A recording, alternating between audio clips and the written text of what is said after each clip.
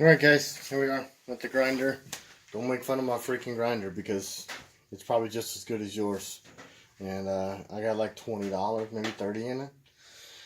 Yeah, that is a controller for a treadmill. I had a potentiometer on it before, but I said in another video it got metal all in it and it screwed it up. Anyway, I'm just going to show you how to grind the flats of them back.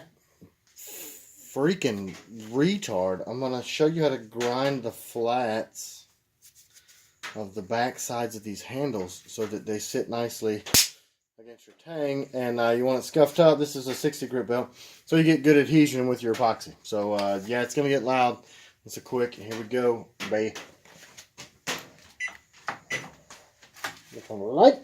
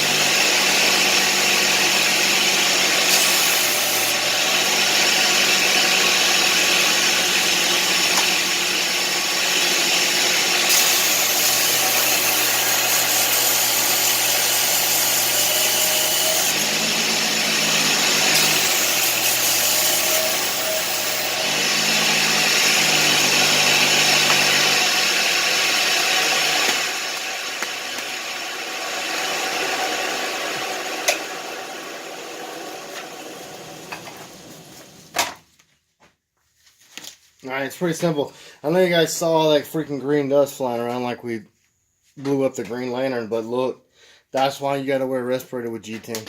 Eventually I'm gonna do a vacuum system to keep my dust under control. Right now I got a bucket down here with water and it catches a lot of the stuff. So that's it, grinding it flat. Next we're gonna drill holes for the pins. Got a neat little trick for that I'm gonna show you. So hang on. Matter of fact, you know what, I'm just gonna spin this dude. Oh, don't get dizzy. I'm gonna stick it right there because the drill press happens to be right there beside it. Neato. Alright, hang on. Look at this crap. That's what I used to use for a camera holder.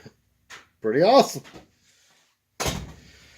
Alright, so I don't know what you can see and what you can't see, but got a little light back here. Another Goodwill find. Let's get that there so we can see what we're doing. Alright, so I use small pin material, 3/32.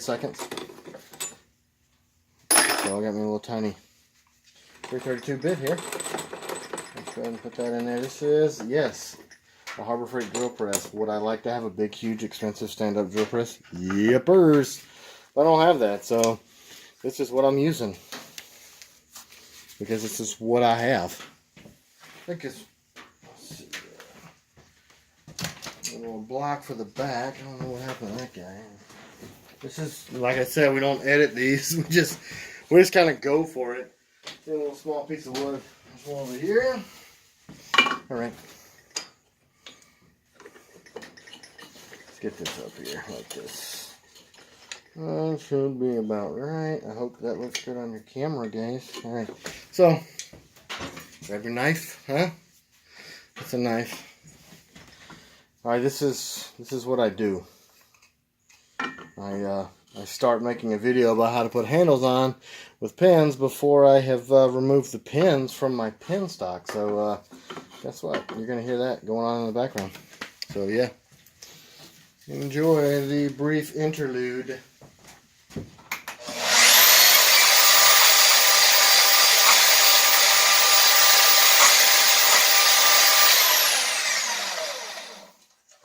You can see it on the video. I'm going to jump over here on my grinder and put a little chamfer on these pins. I said chamfer is the opposite. I'm going to taper the ends of this so they go through a little easier and don't give us so many problems.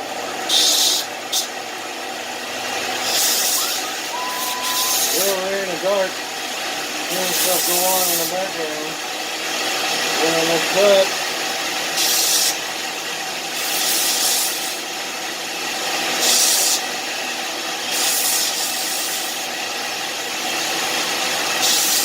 Almost there.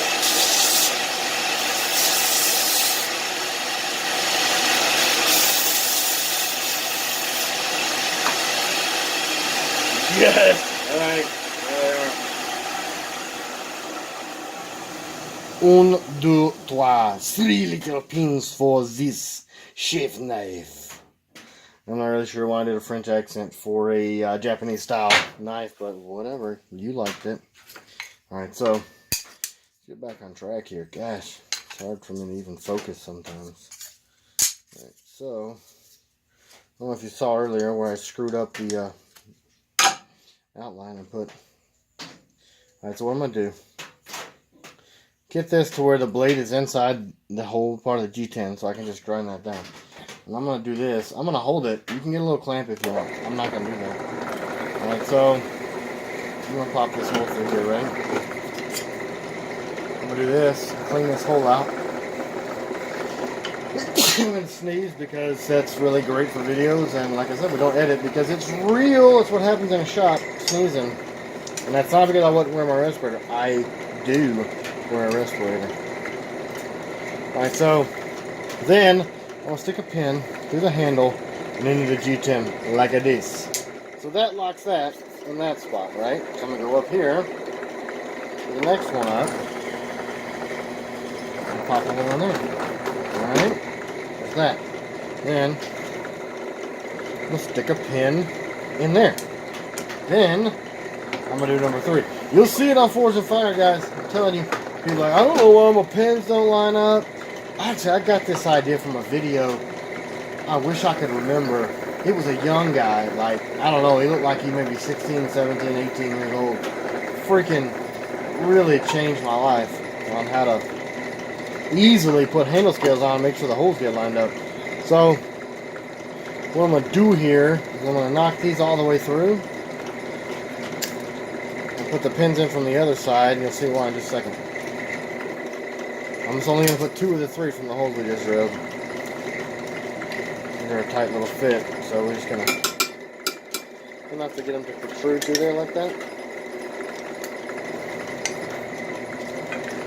2 pins. See how organized this is. Alright, see, they're just sticking through enough to get them in the hole, right? Like that. You don't want them all the way through, because you'll see. So hang on. Alright, so then I'm going to kind of line this up. You may want to clamp this down. I'm not gonna, because I'm not. Alright, so we got one hole that there's no pin in, right? So I'm going to do this through the existing hole into the other piece of my card. Now you know those are lined up. This might take a few more steps, but it is what it is, as the kids say. I may act like I'm a kid, but I'm really not. Like I'm 4 sometimes, but I'm not that either. I should have a hammer over here for this little movie we're shooting, but I don't. I'm right here though. Bam! Alright, I'm going to tap that one through enough to get it to go through and into the new piece, right? But what does that do for us? Now I got this all lined up. So, I'm going to pull this pin out. I guess it's a lot tighter than I thought. I'm going to reach behind you and grab some pliers. I freaking love these Irwin vice grips, by the way. And no, again, they did not pay me to say that. Because nobody pays me for anything. I don't think anybody watches these. I make my wife and kids watch them. And they say they like them because they like me, and I'm probably afraid they'll hurt my feelings. Anyway, alright, so you got this pin through here. Pulled this one out. We're going to go through to the next piece again. Look at that. So, what do you have here? You'll see me, I'll flip this over because I'm reaming this hole out, hoping that that pin will go through easier than the last one. Probably won't, but alright, so now, look. I'm going to put that through. Get this lined up, and I'm going to tap it just enough to get it through there like that. Where it's holding that pin still. See? I don't know if you can see, but it's there. Alright, so we got one left. Woo! I don't know if that's lined up anymore. Let's knock the crap out of that. Hey, cool, you can still see. Good for you, fella. Alright, look. So, there you go. Hole number 3. I don't need this backer block. I put that back there to keep from busting the backside of my handle material out. It's a sacrificial piece of wood. So, I'm going to do this and try to wring this dude out some too. I mean, they'll fit tighter if you don't do this, but we're going to glue the hell out of this, so it doesn't really matter. Alright, so now look. I'll take this pin and stick it back through there.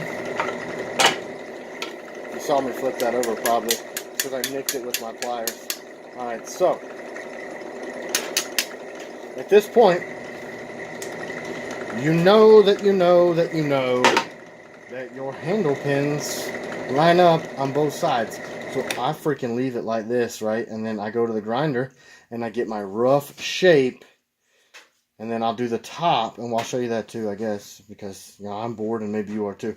So I'm gonna get this rough shaped in, and then we're gonna glue it up, and then we'll do the final shaping. It's pretty freaking simple, guys. It really is.